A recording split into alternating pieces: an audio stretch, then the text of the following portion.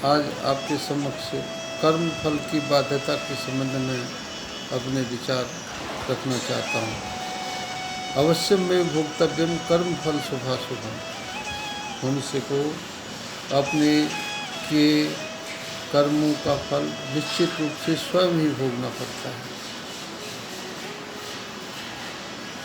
इसलिए कृष्ण परमात्मा ने गीता में कहा, कर्मण्येवाधिकारस्ते मा फलेषु कदाचन। इसलिए कर्म करने के लिए मनुष्य स्वतंत्र है, फल मनुष्य के हाथ में नहीं है। फल के लिए समष्टि की आवश्यकता है, परमात्मा, प्रकृति, अवसर, इन तीनों को मिला करके फल की उत्पत्ति होती है। इसलिए फल का निषेध किया। अब अवश्य में भोक्तव्यम कर्म फल शुभाशुभम। इस विषय को समझने की आवश्यकता, सबसे पहले तो हम कर्म पर जाते हैं। हमारे मन में कई बार कर्म की जब बात आती है, शास्त्रीय आध्यात्मिक चिंतन के विषय में कर्म का अर्थ है हमने जन्म जन्मांतरों में जो दुखों की फसल बोई है वो हमें लहलहाती हुई दिखती है, तो उस फसल को काटेगा कौन? अब उससे हम दुखों की फसल से भयभीत होते हैं, और भयभीत होते हैं तो फिर हम नशा करते हैं। नशा करके थोड़ी देर बेहोश हो जाते हैं। उस बेहोशी की अवस्था में हम सब कुछ भूल जाते हैं, लेकिन फिर होश आती है, फिर और वो दुखों की जो फसल है वो और बड़ी हो जाती है, और लंबी हो जाती है, और लहलहाने लगती है। जब तक हम उसको काटेंगे नहीं, तब तक उसका सामना होता रहेगा। उसके मारे भय के हम नई नई मदिरा का पान करेंगे, नशे का। अब आप पूछेंगे कैसी मदिरा? अहंकार, पद, धन, यौवन रूपी मदिरा का पान करके हम उसे भूलने की चेष्टा करते हैं, जो हमने जन्म जन्मांतरों में दुखों की फसल अपने चारों ओर बोई है, अब वो लहलहाने लगी। कर्म का अर्थ यही है, उस फसल का दिखना, और उसको भूलने का एक ही तरीका है हमारे पास, हम मदहोश होना चाहते हैं, नशा करते हैं। वो नशा पद का, मद का, यौवन का, धन का, संसार संपत्ति का है। इसलिए कृष्ण परमात्मा ने कहा है, भाई उस फसल को काटो, तुमने बोई है तुम काटो। और ये श्रृंखला तब तक चलती रहेगी जब तक ये फसल पूरी तरह से कटेगी नहीं। और इस खेत के बीच में से ही तुम्हें गुजरना होगा, और इस फसल को भी तुम्हें ही काटना होगा। इसलिए सावधानी की आवश्यकता है। इसलिए कृष्ण परमात्मा ने इस बात का निषेध किया है कि भाई हम चूक प्रारंभ से ही करते हैं। वो क्या चूक है हमारी? वो चूक ये है कि हम पहले फल की इच्छा करते हैं। फल रथ है और कर्म घोड़े हैं। हम क्या करते हैं? पहले फल की इच्छा करते हैं और फिर कर्म रूपी घोड़े को जोतने की चेष्टा करते हैं। तो आप बताइए, रथ आगे घोड़े पीछे हों तो उस रथ की क्या गति होगी? कोई गति नहीं होगी। तो इसी प्रकार हम जिंदगी में, इसलिए कृष्ण परमात्मा ने कहा कि फल तो समष्टि से निकलता है। भाई उसमें प्रकृति, परमात्मा, अवसर, संपदा सब शामिल होती है, और कर्म जो है मनुष्य से निकलता है, इसलिए उसके लिए वो स्वतंत्र है। कोई किसी की हिंसा कर देता है, हत्या कर देता है, उसके लिए स्वतंत्र है। लेकिन जब फल की प्राप्ति होती है तो उसमें समष्टि शामिल होता है। मजिस्ट्रेट भी हैं, संसार में ही देख लो, पुलिस वाले भी हैं, गवाह भी हैं और दूसरा पक्ष भी है। तो समष्टि होगा ना, सामूहिक फल सामूहिक से निकलता है, याद रखना। कर्म स्वयं से निकलता है। आपने निश्चय किया, आपने हिंसा कर दी, आपने निश्चय किया, आपने दान कर दिया, आपने निश्चय किया मंदिर बनवा दिया, आपने निश्चय किया धर्मशाला बनवा दी। लेकिन फल समष्टि अर्थात परमात्मा और प्रकृति के हाथ में है और उसे अवश्य में भोक्तव्यम, अवश्य ही भोगना पड़ेगा। लेकिन पहली चूक की एक छोटी सी कथा मैं आपको बताना चाहता हूँ। पहली चूक, अब ये जो व्यक्ति है,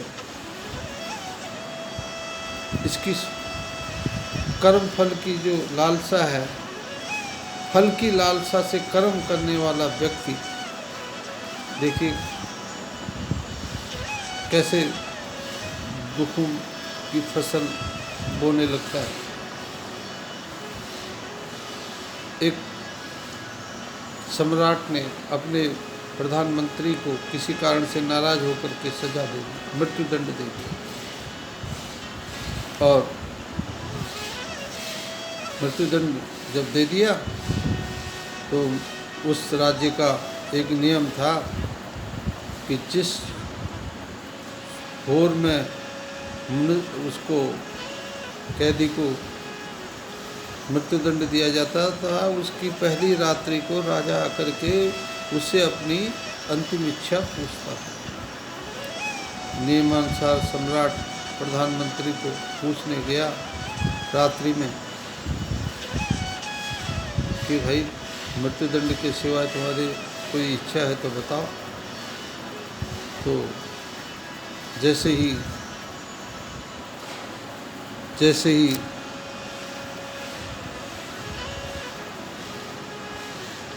सम्राट ने पूछा, प्रधानमंत्री रोने लगा। सम्राट ने कहा, भाई मैं तुम्हें बहुत अच्छी तरह से जानता हूँ, तुम मृत्यु के भय से नहीं रोगे, और कोई कारण?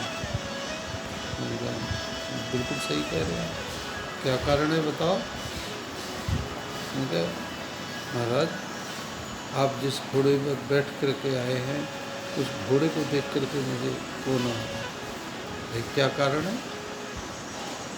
प्रधानमंत्री ने कहा, मैंने अपने गुरु से 30 वर्ष तक ऐसी विद्या अर्जित की है,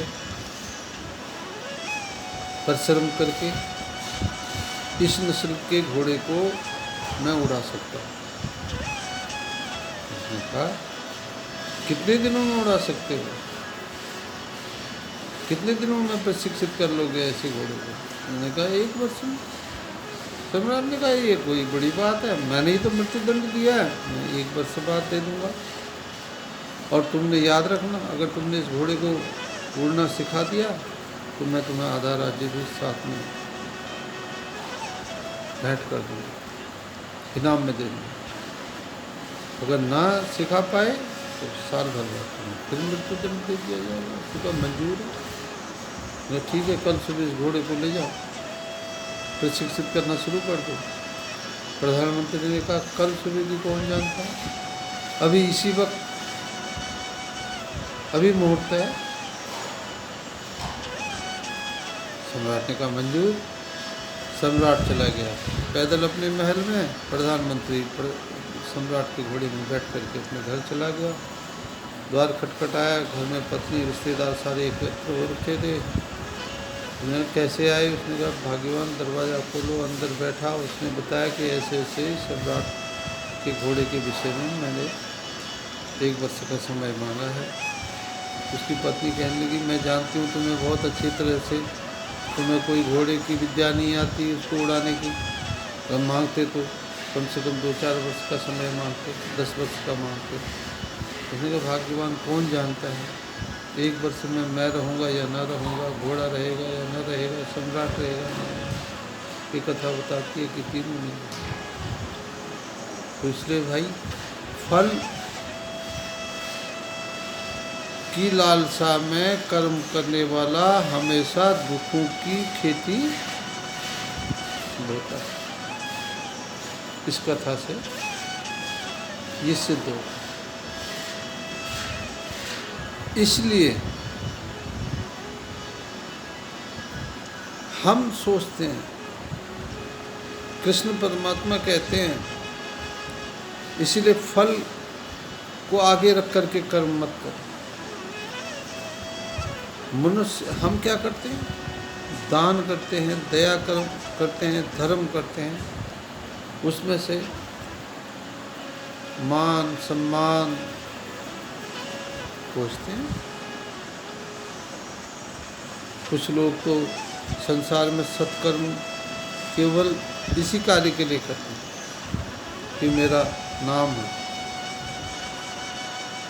वो सत्कर्म भी छला हुआ है और उसका परमात्मा उस सब को देखता है।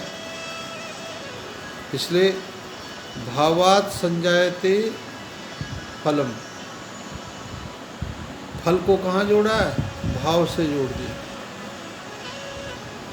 हम आज जो भी कर रहे हैं, जो भी कांटे के बीज बो रहे हैं, दुखों की फसल बो रहे हैं, याद रखना एक न एक दिन हमें उसका सामना करना पड़ेगा और उस समय हमें बचाने वाला कोई नहीं होगा।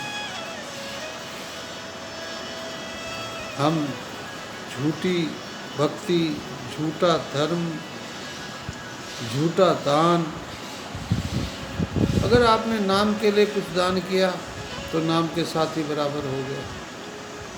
आपने सम्मान के लिए कुछ किया, वो सम्मान के साथ ही बराबर। परमात्मा के लेखे में आपका कोई कर्म अंकित नहीं हुआ।